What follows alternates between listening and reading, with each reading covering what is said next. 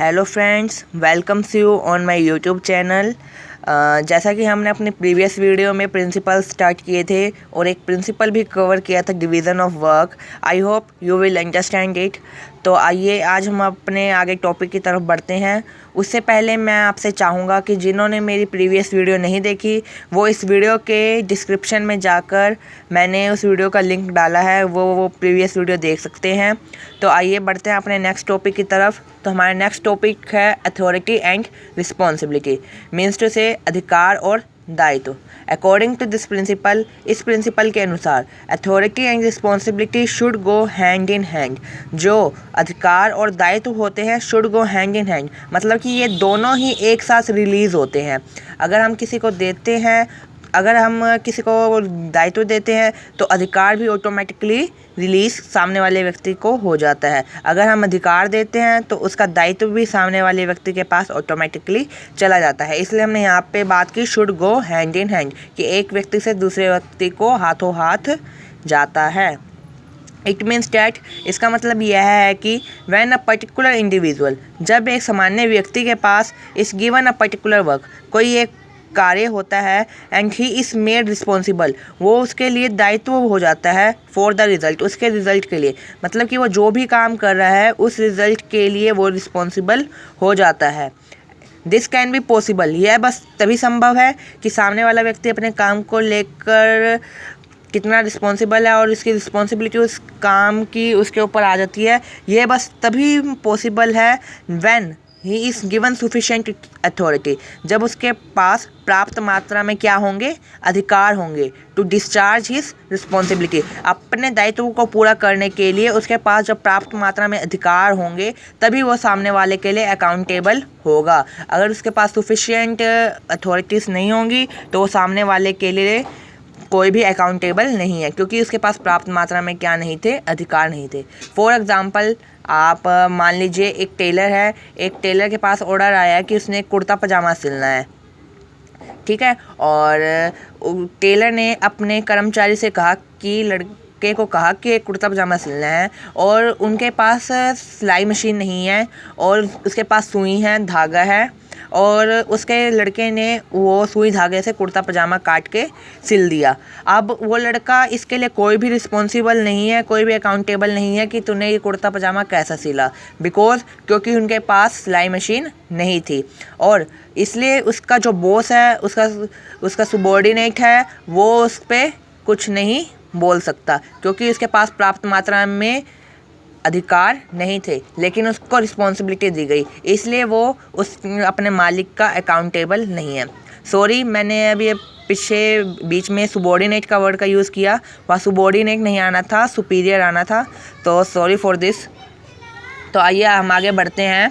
It is not proper to make a person responsible for any work, ऐसा नहीं है कि हर कोई पर्सन इसके लिए रिस्पॉन्सिबल होगा फॉर एनी वर्क, किसी काम के लिए, in the absence of authority.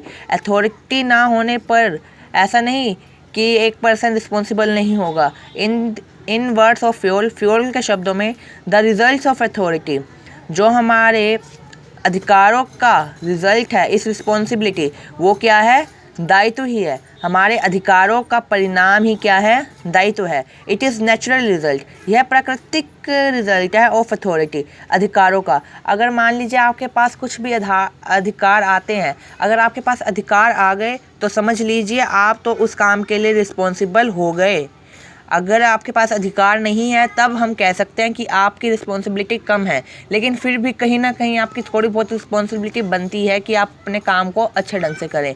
लेकिन जब आपके पास अधिकार आ जाएं तब आप उस काम के लिए पूरे क्या बन जाते हैं, रिस्पॉन्सिबल बन जाते हैं। रिस्पॉन्सिबिलिटी इज ऑटोमेटिकली बोर्न, जो रिस्पॉन्सिबिलिटी होती है, दायित्व होता है, वो क्या हो जाता है, ऑटोमेटिकली बन जाता है। A person can not responsible for any work in the absence of authority, ये बात हमने आपको पहले कर दी। तो आइए बढ़ते हैं हम इसके एग्जाम्पल की तरफ। For example, the CEO of a company has doubled the sales target of the sales manager for coming years.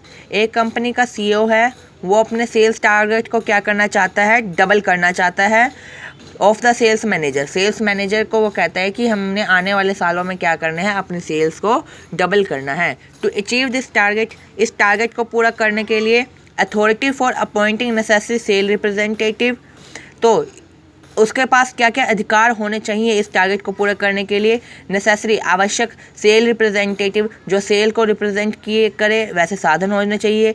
Advertising होनी चाहिए अकॉर्डिंग टू द नीड, उसकी ज़रूरत के अनुसार एडवर्टाइजिंग होनी भी चाहिए एक्सेट्रा। और भी अन्य कई कार्य होते हैं, जैसे मार्केट में जाके मार्केट सर्वे करना, सेल्स देखना, अपने कस्टमर को कैश फैसिलिटी देना, क्रेडिट फैसिलिटी देना, ये सारे इसी में आएंगे। Shall have to be allowed, ये सब सीईओ को क्या करने चाहिए, अलाउ करने चाहिए। अगर सीईओ ये सब अधिकार उसको अलाउ करता है तो वो आने वाले सालों में अपने क्या है टारगेट को क्या कर लेंगे, अचीव कर लेंगे।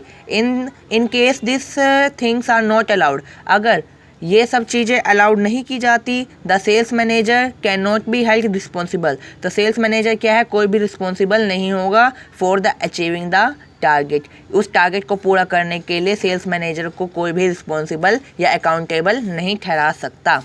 तो आइए पढ़ते हैं इसके पॉजिटिव इफेक्ट। पॉजिटिव इफेक्ट क्या है, helpful in achieving the target, हमारे गोल्स जो होते हैं, हमारे गोल्स क्या होते हैं, अच्छी तरह से पूरे हो जाते हैं। Increase in the confidence of the employee, और जो कर्मचारी होते हैं उनके आत्मविश्वास में क्या होती है, वृद्धि होती है। कहने का मतलब यह है कि जब हम अपने किसी एक कर्मचारी को कुछ अधिकार देते हैं तो वो अपने कॉन्फिडेंस से उस काम को करने की कोशिश करता है और वो काम अच्छे ढंग से करता है और वो चाहता है कि मैं अच्छा अपनी फर्म में दिखूं और मेरा प्रमोशन हो। इसलिए एम्प्लॉयज़ के क्या होता है, कॉन्फिडेंस में भी इंक्रीजमेंट होती है।